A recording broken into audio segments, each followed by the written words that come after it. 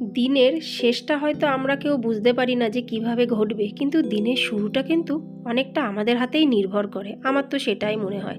ঠিক বললাম কি ভুল বললাম বন্ধুরা, অবশ্যই কমেন্টসে জানিও। প্রচুর বৃষ্টি হচ্ছে, তবুও মেয়েরা কিন্তু আজকে গেছে স্কুলে।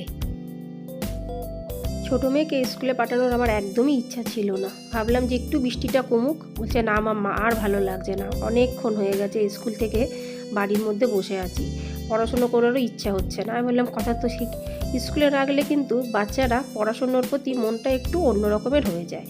তাই ভাবলাম ঠিক আছে যাও, কিন্তু যদি একটুও শরীর খারাপ লাগে অবশ্যই কিন্তু টিচারকে জানিও। যাই হোক, ওষুধপত্র টত্র দিয়ে খাইয়ে দাইয়েও দুজনকেই পাঠিয়েছি স্কুলে। তার মধ্যে হয়েছে কাল থেকে আমার বড় মেয়ের আবার শরীর খারাপ। যাই হোক, শরীর খারাপের ব্যাপারে তোমাদের সাথে আর আলোচনা করবোই না, কেন কি কয়েকদিনের ভিডিওতে এত পরিমাণে শরীর খারাপ আলোচনা তোমাদের সাথে করেছি, আমি নিজেই পাগল হয়ে যাচ্ছি। আজকে একটা মেয়েদের পছন্দের রান্না করব, সেটা তোমাদের একটু পরেই জানাচ্ছি কি রান্না করব। দিনটাকে আমরা কিভাবে চালাবো, আমরা দিনের মধ্যে কিভাবে থাকবো, কিভাবে কাজকর্ম করব, কি করব, সব কিছুই কিন্তু আমাদের উপরে নির্ভর করে।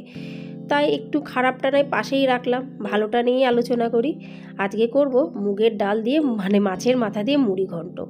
মাছ তো সবই শেষ হয়ে গেছে, মাছের মাথাটা রয়ে আছে। আমি একবার ভাবছিলাম যে মাছের মাথা দিয়ে বাঁধাকপি দিয়ে করব, তারপর আবার চিন্তা করলাম বাঁধাকপির মধ্যে মাছের মাথা দিলে মেয়েরা খেতে পারবে না, কিন্তু আমার প্রচুর ভালো, মানে খুবই ভালো লাগে বাঁধাকপি দিয়ে মাছের মাথা।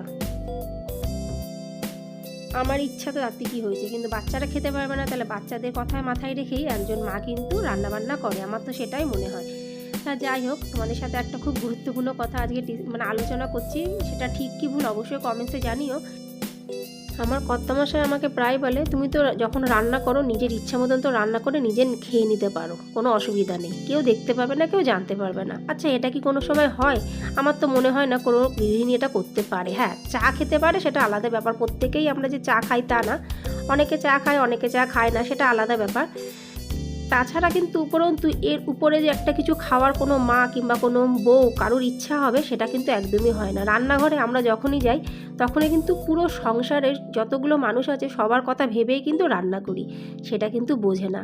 কালকেই আমাকে বলছিল যে হলো তুমি তো এটা খেতে পারো ওটা খেতে পারো, কোনো অসুবিধা নেই, করে করে খাও। আমি তখন বললাম তুমি তো নিজে আয় করো, তাহলে তুমি কি সে আয়ের পয়সা দিয়ে নিজের জন্য খাও, নিজের জন্য করো, না সবার জন্য করো? তখন কিন্তু কোনো কথার উত্তর দিল না।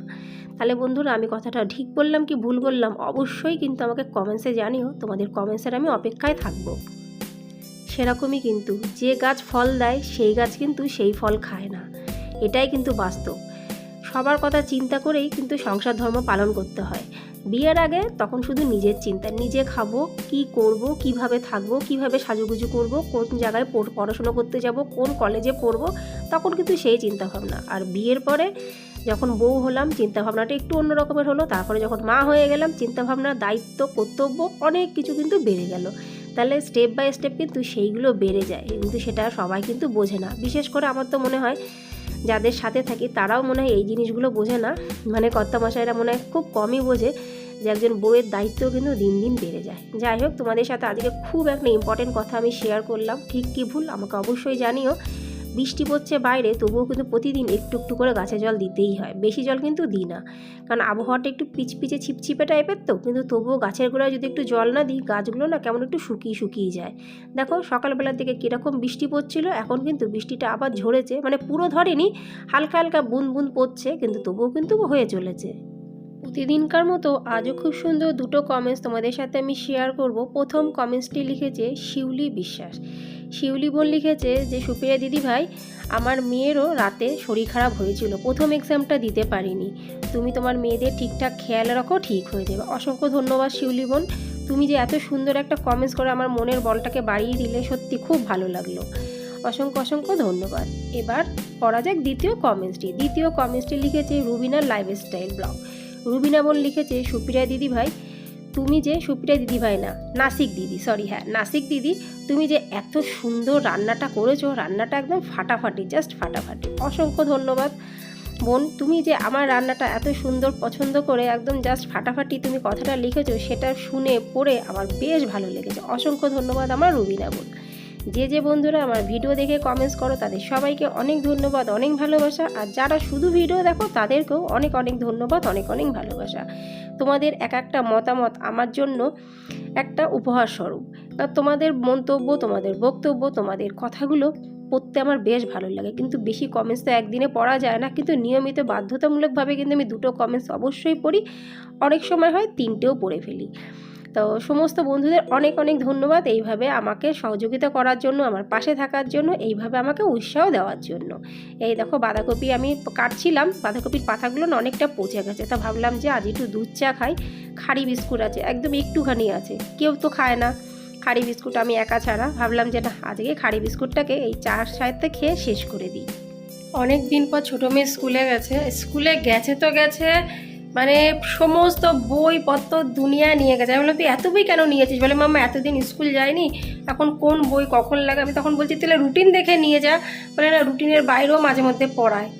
মানে ওর না মানে বেশি করে বই খাতা নিয়ে যাওয়ার একটা হ্যাবিট। রুটিনের বাইরে কোনো দিন আজ পর্যন্ত কোনো স্কুলে পড়ায় না, কিন্তু আমার ছোটো মেয়ের বেশি বইপত্র, বেকারকার টুকিটাকে যেসব জিনিস থাকে না, ক্রাফটের জিনিস, ওগুলো নিয়ে গেলে বেশ ওর ভালো লাগে।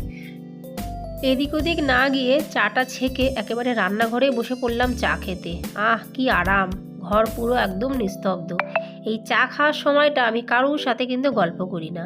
যদি বাই চান্স কোনো ফোন আসে, আর যদি সেটা খুবই আর্জেন্ট কথা বলতে হয় তবেই, না হলে বলি না। জানি না কেন আমার জন্য মনে হয় চা খেতে গেলে কারোর সাথে কথা বললে চায়ের যে একটা আলাদা স্বাদ সেটা নাকি নষ্ট হয়ে যায়। যাই হোক, কাজ করতে করতে আবার একটু বসে নিলাম, একটু ভালো লাগলো, আবার উঠে পড়লাম। এবার মুগের ডালটা ভাজবো। মুগের ডাল না ভাজার কথা আমি ভুলেই গেছিলাম, জানো তো বন্ধুরা। কারণ ওকে জানি না, আজকে মনটা একটু ভালো লাগে, যেহেতু অনেক দিন পরে আমার মেয়েরা স্কুলে গেছে, ছোটো মেয়ে অনেক দিন পরে স্কুলে গেছে।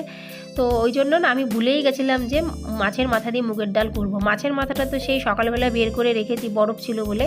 কিন্তু মুগের ডালটা হঠাৎ করে চা খেতে খেতে মনে পড়লো, এ বাবা মাছের মাথা বের করে রেখেছি, ডালটা বের করিনি, তাহলে ফটাফট আমি করে নিই। কী কীর্তি যে হচ্ছিল আজকে তার ঠিক নেই।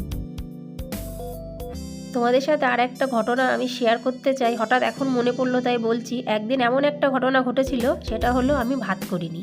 মেয়েরা স্কুল থেকে এসে গেছে, আমি ওদের খেতে দিয়েছি, আমিও বসে পড়েছি, ভাত করতে ভুলে গেছি। মানে আমি সবই করেছিলাম, কিন্তু ভাতটা যে করব সেইটাই আমার ছিল না। তখন কি করব, সবাই কিন্তু রীতিমতন আমরা বসে পড়েছি। আমার সেই দিনটা আমি জীবনেও ভুলবো না। তখন ফটাফট আমি কুকারে ভাত বসালাম। খেতে বসে, টেবিলে বসে যদি ভাত না পাওয়া যায় তাহলে কেমন লাগে বলো। এমনকি কিন্তু সেদিনকে রুটিও ছিল না, সমস্ত তরিতরকারি করেছি, ভাত করব বলে ভেবেছিলাম, কিন্তু ভাতটা করতেই ভুলে গেছিলাম। আজকেও কিন্তু ঠিক ওইটাই হতো আমার সাথে। ভাগ্যিস চা খেতে খেতে মুগ ডালের কথাটা আমার মনে পড়লো।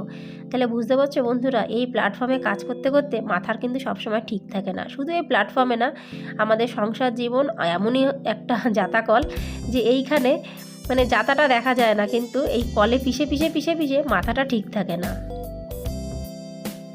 মাছের মাথাগুলো খুব সুন্দর করে ভেজেছি, বেশ একটু গুঁড়ো গুঁড়ো করে দিলে বেশ মুখে আসবে, কিন্তু তা করা যাবে না। যদি বেশি গুঁড়ো গুঁড়ো করে দিই, মেয়েরা খাওয়ার সময় যদি বা কাটা কাটা লাগে তাতেও জ্বালা। ওর থেকে আমি ভাবলাম যে না, ছোট ছোট অল্প অল্প পিস করি, মানে একদম ছোটো না, খুব টুকরোও করিনি। কিন্তু আমার মা করে মুড়ি ঘন্ট, বেশ ভালোই গুঁড়ো গুঁড়ো করে দেয়, আর খেতে কিন্তু সেটাই বেশিই ভালো লাগে। আজকে যাই করলাম, মেয়েদের ইচ্ছা অনুযায়ী করলাম, কেন আমার মেয়েদের পছন্দে আমি ডালটা রান্না করি সবসময় মুড়ি ঘন্ট। বেশি যদি পিস পিস করে দিই তাহলে তোদের মুখে কাটা পড়বে, সেই জন্য একটু বড় বড় পিস আমি রেখেছি। আমি অনেক বাড়িতেই মুড়ি দিয়ে মুড়ি ঘন্ট খেয়েছি, কিন্তু আমি জীবনেও পারলাম না মুড়ি দিয়ে মুড়ি ঘন্ট। জানি না কি করে করে। অনেকে আবার আতপ চাল দিয়েও মুড়ি ঘন্ট করে, সেটাও খেয়েছি, কিন্তু সেটাও আমি করতে পারি না। আমি শুধু এই একটাই পারি। তোমরা পারো কিনা এটাও কিন্তু আমাকে অবশ্যই কমেন্টসে জানিও। যাই হোক, রান্নাবান্নার পর্ব কিন্তু আমার সব শেষ। পরে তোমাদের দেখাচ্ছি আজকে আমি কি রান্না করলাম। হাসতে হাসতে আজকে সকালটা শুরু করেছিলাম।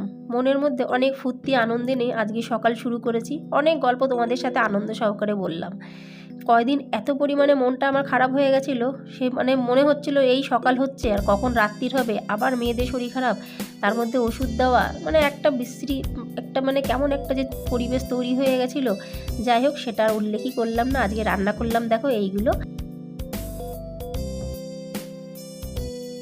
সমস্ত কাজবাজ কমপ্লিট। ছোটো মেয়ে স্কুল থেকে চলে এসেছে। বড় পেশার তো অনেক দেরি, ওই জন্য ওর ভাষায় বসে থাকি না যে ও কখন আসবে তারপরে খাবো। তাহলে বন্ধুরা আজকে ভিডিওটি এখানে সমাপ্ত করছি। ভিডিওটি যদি ভালো লেগে থাকে অবশ্যই লাইক, সাবস্ক্রাইব, শেয়ার, কমেন্ট করে পাশে থেকেও। আবার তোমার সাথে দেখা পরবর্তী ব্লগে। ততক্ষণ নমস্কার, বাই বাই, টাটা। একটু পরে আমি আমার ছোটো মেয়ে খেতে বসে যাবো।